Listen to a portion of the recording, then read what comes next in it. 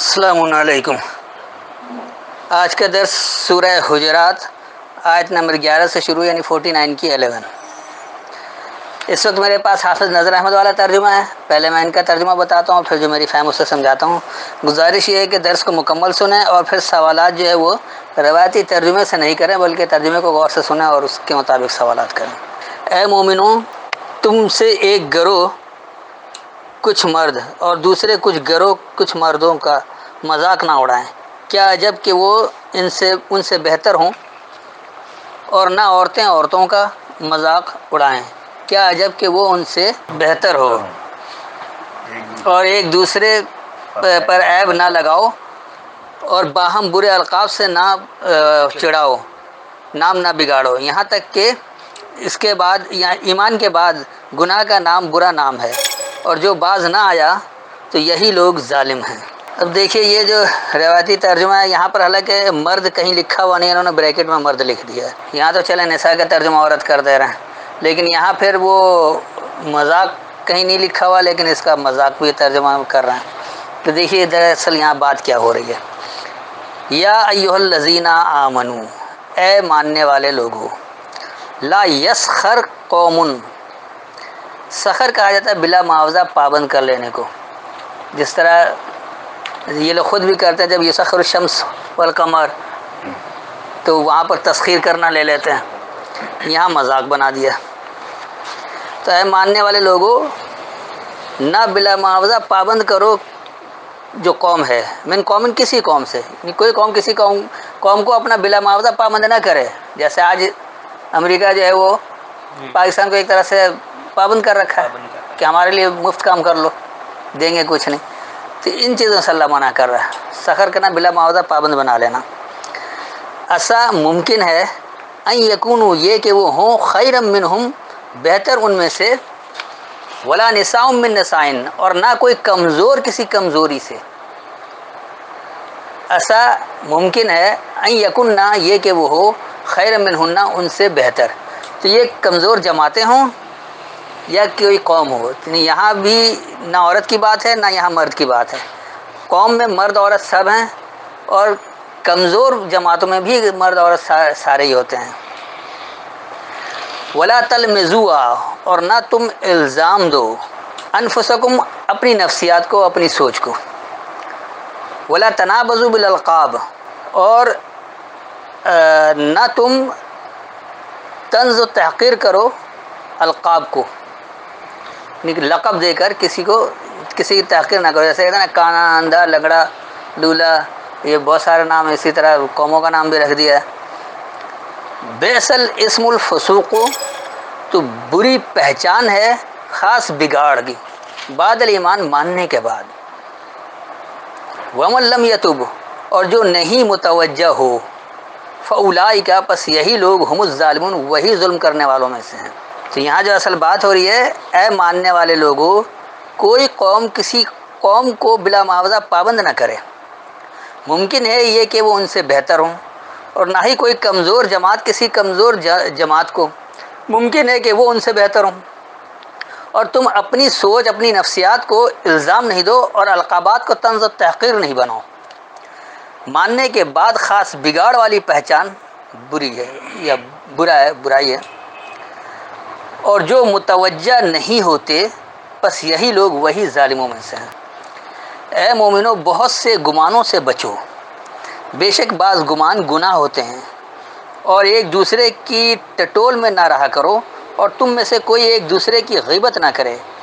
کیا پسند کرتا ہے تم میں سے کوئی کہ وہ اپنے مردہ بھائی کا گوشت کھائے؟ تو تم اس سے گھن کرو گے، اور اللہ سے ڈرو، بے شک اللہ توبہ قبول کرنے والا نہایت مہربان ہے۔ اب یہاں بھی دیکھیے یہ جو ترجمہ آ گیا ہے کہ مردہ بھائی کا گوشت نہ کھاؤ۔ مردے کا گوشت کوئی نہیں کھاتا تو مردہ بھائی کا گوشت کوئی کیوں کھائے گا؟ مردہ کوئی انجان بھی مردہ ہو تو اس کا بھی گوشت نہیں کھاتا، تو مردے بھائی کا گوشت کون کھائے گا؟ یہ تو بڑی عجیب سی بات ہو جاتی ہے، ایسا کیوں کہا جا رہا ہے؟ دیکھیے یہاں بات کیا ہو رہی ہے۔ یا ایھا الذین آمنو، اے ماننے والے لوگوں، اجتنبوا کثیرا من الظن، الظن کر دیا ہے، خاص گمان سے کثرت سے اجتناب کرو۔ کسی پر کوئی گمان کر لیا کہ یہ بڑا اچھا ہے، یہی قوم کا بیڑا پار کر دے گا، یا کسی کو بہت برا مان لیا کہ یہ تو ہے ہی چور ڈاکو، تو یہ جو ہے نا گمان، چاہے اچھا ہو یا برا ہو، کثرت سے گمان سے جو ہے اجتناب کرنا، بچنا ہے، کسی بھی طرح کا ہو۔ گمان اچھا برا دونوں ہوتا ہے، تو اچھا گمان بھی نہیں ہونا چاہیے، برا گمان بھی نہیں ہونا چاہیے، جو حقیقت ہے، جو حق ہے، جو سچ ہے، وہ سامنے آنا چاہیے۔ ان بعض الظن، بے شک بعض خاص گمان، اسم نقصان دہ ہے، نقصان ہے۔ اسم کہتے ہیں نقصان کو، گناہ ثواب کا کوئی چکر ہی نہیں ہے، پھر گناہ کیا اور ثواب کیا، اس چکر میں پڑے رہیں گے۔ تو یہ تو وہ مذہبی جماعتوں کا کام ہے، تسبیح گھما رہے ہیں، وہ ثواب اٹھاتے رہیں، ایسا کچھ نہیں ہے۔ ولا تجسسوا، اور نہ تم تجسس کرو، ولا یغتب بعضکم بعضا، اور نہ یہ کہ پوشیدہ ہو تمہارے بعض سے۔ تم جب ماننے والے ہو جاتے ایک دوسرے سے تمہاری کچھ پوشیدگی نہیں ہونی چاہیے، اچھی طرح جان لو تاکہ ایک دوسرے کے مددگار بن سکو۔ ایحب احدکم، کیا تم میں سے کوئی ایک یہ محبت کرے گا، یہ چاہے گا یا یہ پسند کرے گا، ان یاکل لحم اخیہ میتا، یہ کہ وہ یاکل، جیسے پہلے انہیں کلو کا بتایا تھا، حاصل کر کے برتنا، تو بعض لوگوں کو برتنا لفظ نہیں سمجھ میں آتا ہے، تو حاصل کر کے استعمال کرنا کہہ لیں، کہ یہ کہ وہ حاصل کر کے استعمال کرے اپنے ہم مقصد کی پیوستگی ناکارہ مردہ والی، فکرہتموہ، پس تم اس سے کراہیت کرو گے، تم اسے ناپسند کرو گے۔ واتقوا اللہ، اور اللہ کے پابند ہو جاؤ، ان اللہ تواب الرحیم، بے شک اللہ متوجہ ہونے والا، رحم کرنے والا، رحم سے متوجہ ہونے والا ہے۔ اے ماننے والے لوگوں، بہت سے گمان سے، یعنی خاص گمان سے اجتناب کرو، بے شک بعض خاص گمان نقصان دہ ہیں، اور تم تجسس نہیں کرو، اور تمہارے بعض کو پوشیدہ نہیں ہو۔ کیا تم میں سے کوئی ایک یہ پسند کرے گا، یہ کہ ہم مقصد کی پیوستگی مردنی حاصل کر کے برتے، یعنی مردنی حاصل کر کے استعمال کرے، اس کے ہم مقصد کی پیوستگی جو ہے مردنی والی ہو، اس طرح سے معاملہ گزرے، بس تم اسے ناپسند کرو گے، اور اللہ کے پابند ہو جاؤ، بے شک اللہ رحم سے متوجہ ہونے والا ہے۔ اے لوگو، بے شک ہم نے تمہیں ایک مرد اور ایک عورت سے پیدا کیا، اور ہم نے نہیں بنایا ذاتیں اور قبیلے تاکہ تم ایک دوسرے کی شناخت کرو، بے شک اللہ کے نزدیک تم میں سب سے بڑا عزت والا وہ ہے جو سب سے زیادہ پرہیزگار ہے۔ اللہ بے شک جاننے والا، خبردار ہے۔ اب اس ترجمے سے دیکھیے کہ جیسے ذات اور قبیلہ اللہ نے ہی بنایا پہچان کے لیے، اللہ تو ان سب چیزوں کو مٹا رہا ہوتا ہے، ایک ماخذ والا بناتا ہے، ایک امت بنا رہا ہوتا ہے، تو ایک امت میں پھر ذات کی یا قبیلے کی پہچان کس لیے ہوگی؟ اور آج تک قبیلے کا زمانہ ہی ختم ہو گیا، تو یہ تو ماضی کی کتاب ہو گئی، پھر حال کے لیے تو قطعی کارآمد نہیں ہے، آج تو قبائل کا دور ہی ختم ہو گیا، آج تو قبیلے ہی نہیں ہے۔ تو یہ کیا ہے؟ یا ایھا الناس، اے لوگو، انا خلقناکم، بے شک ہم نے تمہیں وجود دیا ہے، ہم نے تمہیں خلق کیا، ہم نے تمہیں پیدا کیا ہے، من ذکر و انثی، ایک مذکر اور ایک مؤنث سے، وجعلناکم، اور ہم نے بنا دیا تمہیں شعوباً، گہرائی والا، جیسے یہ خود بھی کہتے ہیں نا، شعب ابھی طالب میں محاصرہ کر لیا تھا، تو وہ کیا تھا؟ گھاٹی کا نام تھا، گہرائی، گھاٹی اس کو کہا ہے۔ شعب کا لفظ اور بھی جگہ آیا سورہ مرسلات میں، وہاں بھی انہوں نے وہ ترجمہ نہیں کیا ہے یہ والا، تو یہ کہتے ہیں گہرائی کو۔ وقبائل، اور سامنے آ جانا، یہ قبائل، یہ قبیلہ کی بات نہیں ہو رہی ہے، قبل سے ہے قبائل، وہ سامنے آ جانا، لتعارفوا، تمہارے تعارف کے لیے، جتنی گہرائی میں جا کر آپ جو بات لائیں گے تو وہ آپ کا تعارف ہوگا نا، کہ یہ اچھی طرح سے بات کو سمجھتا ہے، یہ اچھی طرح سے عمل کرتا ہے، تمام پہلوؤں کا جائزہ لے لیتا ہے، اچھے برے تمام ہر بات کو مد نظر رکھ کر پھر فیصلہ کرتا ہے، اور اگر تمام باتوں کو مد نظر نہیں رکھیں گے نقصان بھی اٹھائیں گے، کہیں فائدہ ہو جائے گا، کہیں نقصان بھی ہوگا۔ تو اس لیے اللہ کہہ رہا ہے کہ یہ جو انتہائی گہرائی میں جانا ہے تو یہ سامنے آ جائے تمہاری پہچان کے لیے۔ ان اکرمکم عند اللہ اتقاکم، بے شک تمہاری عزت اللہ کے نزدیک تمہارا پابند ہونا ہے، جو اللہ کے قوانین کے جتنا زیادہ پابند ہوگا اسی کو اتنا زیادہ فائدہ ملے گا، اسے عزت ملے گی۔ ان اللہ علیم خبیر، بے شک اللہ علم سے خبر رکھنے والا ہے۔ تو اے لوگوں، بے شک ہم نے تمہیں ایک مذکر اور ایک مؤنث سے خلق کیا ہے، بنایا ہے۔ اچھا، اس کو مذکر اور مؤنث کے بجائے آپ یہ بھی کہہ سکتے ہیں ذکرن، ایک یاد دہانی دینے والا اور ایک فائدہ دینے والے، تو لیکن کیونکہ یہاں بات عام طور پر سمجھانے کے لیے مذکر مؤنث سے لوگوں کی سمجھ میں آتا ہے تو وہی ٹھیک ہے۔ تو یہ ایک تو پیدا وہ ہوتا ہے، اور ایک انسان خود اپنے کردار سے جو اپنے آپ کو پیدا کرواتا ہے، تو یہاں بنانا ہوتا ہے، اپنے آپ کو وجود میں لانا ہوتا ہے، تو یہ وجود میں لانا ہے کہ یاد دہانی لے کر پھر جب فائدہ دینے والا بن جاتا ہے۔